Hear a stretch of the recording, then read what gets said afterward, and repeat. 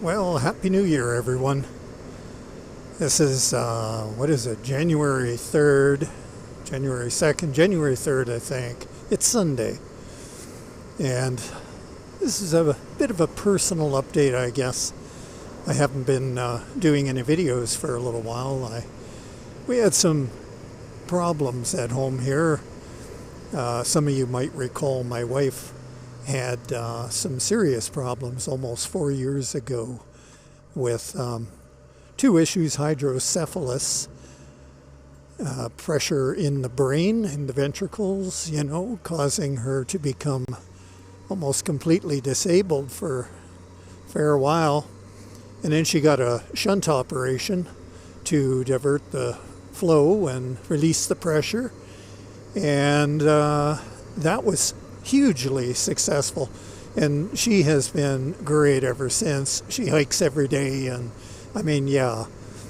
better than ever scenario. The other problem was a heart valve, and she got a TAVI operation just through the artery to replace the valve, And that was a huge success as well.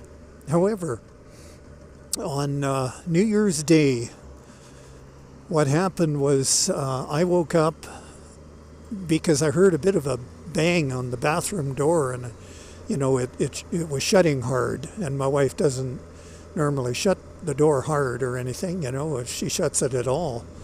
And I called out, "Are you okay?" And she said, "Yeah, I'm okay."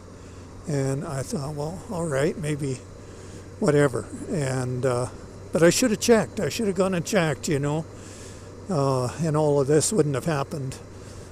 She, a few moments later, I heard this huge bang, and oh God. So I rushed in, and she had fallen backwards into the bathtub and hit her head on the far edge of the tub.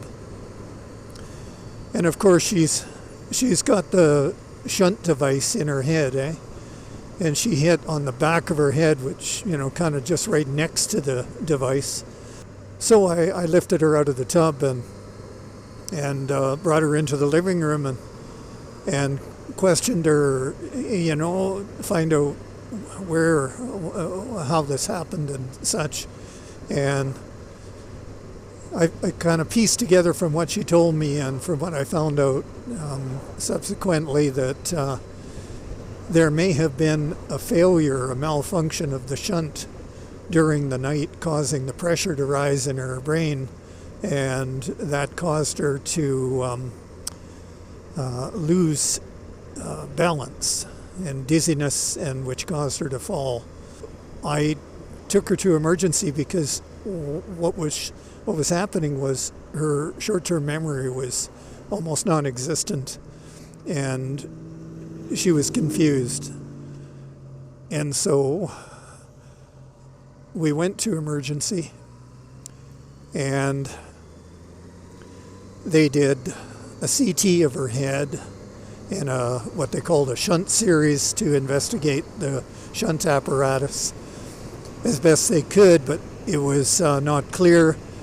Apparently the tumor that is still in her brain on the pineal gland increased in size, but by a few millimeters, and the ventricles were fuller than they were on the last scan when she was fine, when after the operation. But they weren't fuller by a huge amount, but fuller. And so that's suspect, and she's still in hospital. She's in the neurosurgical ward, and they are going to do a test either later today or tomorrow to determine if there is exactly a block in either of the tubes that shunt the fluid from the brain. And if there is, then they will do what they call a revision on the shunt, which means replacing whatever part is a problem to eliminate the blockage. There is flow, they say, so it isn't a complete block. However, I had a theory that, it could have been a partial block in the tube goes down to her abdomen, and, that's the only open end, right, except in her brain. And it could be that, the tube moved a bit and pressed into tissue, became blocked for a spell, causing her the dizziness, and then it cleared up, and the loss of memory and so forth could have been a result of a concussion from hitting her head. Now that's my best case scenario theory, and I talked to the neurosurgeon, and he agrees with me that that's entirely possible. And so we'll find out when he does that first test, because her symptoms are improving. I see her daily, and she is definitely cognitively improving by quite a bit. She's almost normal now, so if it were blocked, that would be getting worse. So fingers crossed. I hope I'm not boring you with this. It's just so meaningful to me. I'm better today, but I have been a mess. I love my wife dearly, and we've been together for about 48 years. And, to see her like this, I feel everything she feels. So it's been rough. But today is a better day. Yesterday, I phoned the hospital because there was no visitors allowed, and I kind of snuck in the first day. And so now, yesterday I phoned and I arranged with them, I convinced them that I could be an essential caregiver visitor, which is an exception to the rule of no visits. Being that her symptoms are cognitive and emotional, I can be that support person that no one else can, and I'm the only one that knows what normal is for her, so I think it's crucial. And they agreed to that, so I'm so happy about that. Yeah, I went to see her today, and she was, again, better. She's almost normal. And so I talked with the neurosurgeon. He's on the same page as me. So they won't do anything they don't need to do. That's the bottom line, and we're hoping for the best. She deserves the best.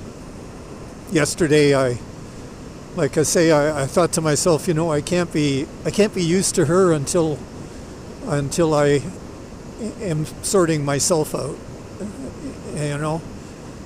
And so I didn't want to do anything. I didn't want to eat. I didn't, but something in me told me, John, play your flute. I've got a Native American flute that I'm learning, and I thought, something in me said, just the sound and the vibrations will help clear you. And so I did. I played some, and it really did. It freed me up inside. It cleared me, and I started finding the light again. And so grateful for that. And so I thought, well, I'll bring Rosemary an iPod and put it to classical, which she loves. So I brought her that today in the hopes that can help her similarly. But yeah, things are looking up. So I just wanted to share that with you guys. I know some of you out there, at least, I know care. And there's a lot of good people on the other side of this camera, all you people. And the more people that send her good energy, good vibes, the better. So her name is Rosemary. So send her good vibes, please. Well, I think that's all I got. That's all that's on my mind. So that's all I'm sharing, I guess. Thanks for listening, and you take care, ride safe, and enjoy the new year.